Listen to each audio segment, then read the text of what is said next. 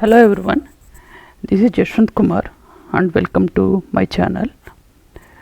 In today's video, we want to understand one most common issue that occurs in EKS, or you can say Kubernetes.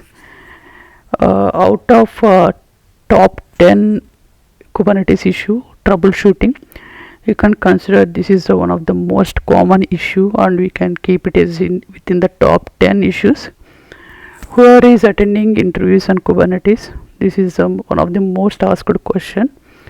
So I have prepared a quick summarized post in LinkedIn. I'll keep the post link also in the description. If you want explanation, please continue with this video.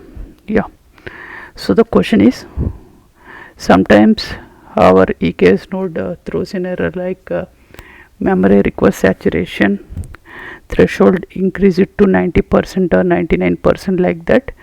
So whenever our observability tools like Dynatrace or Datadog or whatever it may be, we can keep threshold value as 80%.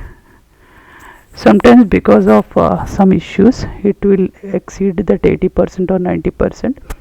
So we want to understand why this issue is coming, and we can also see the how to fix these issues. First of all, the point number one is, so we want to understand what is this. So suppose we have a Kubernetes node which is having roughly 2 GB of space. Let's example.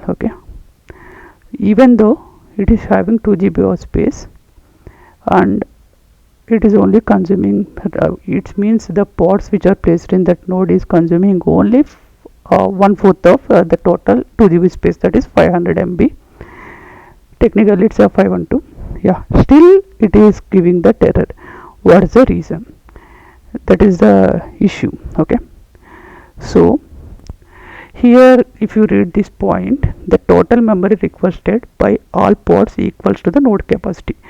That we know, right? Node is 2 GB, and if you place suppose 100 pods, each pod having around 20 MB, then 20 into 100, it's a 2 GB. It is matching. Node capacity is equals to the all pods capacity. Even the actual memory usage is low. This is full on paper. So what is called the bottleneck? Oversized request. Pod with a memory request set way too high, the scheduler reserves a memory, starving other workloads.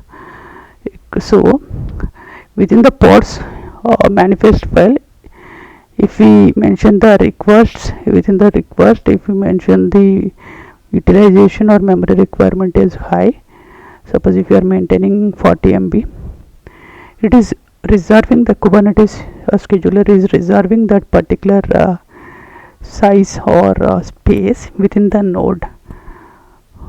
Though the pod is not utilizing that much space or memory, it is keeping that space or memory allocated for that particular pod. So that we are called as oversized request. So second one is no request or no limits. The scheduler makes a best efforts to guess, which can leads to overpicking. If in our pod manifest or deployment manifest, or you can say Helm values file, if you haven't mentioned any request and limits, then your scheduler can guess that work, and it allocates some portion of the memory. And third point, inefficient auto scaling. Auto scaling, not immediately adding more nodes to keep that demand, means to serve that demand, it's not able to scale up or scale up the pod nodes in this case. So how to fix this? We can fix this using right size your pods, so improving our auto scaling and optimize your workloads. We can see one by one. Right size your pods means we can use 𝗀𝗏𝗺 mainly container insights or other tools like Prometheus to understand applications actual memory usage. So what is application memory usage in peak hours and non-peak hours, like that we can check, and we can calculate the actual memory usage. We can observe the trend using some observability tools. Set the request to average usage and limits allow the small spike. Embrace autoscaling. Implement a cluster autoscaling to add nodes automatically. Okay. There is a cluster autoscaler present in EKS which will responsible for adding new nodes or scale down the nodes. It depends upon the workloads. Okay. For fine grained control is vertical pod autoscaler to dynamically adjust the pod request and limits here. It's a responsibility of vertical pod autoscaler component in Kubernetes, which is adjusting the CPU and memory requests of the pod. If the spike is more, load is more, then it will adjust that memory and CPU.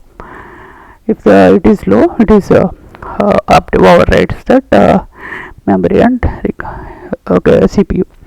Optimize your workload. Make sure your applications, especially JVM based one, configured to be container aware, so that don't try to consume all nodes memory. Yeah, there should be some conditions or restrictions. It shouldn't occupy the complete node memory.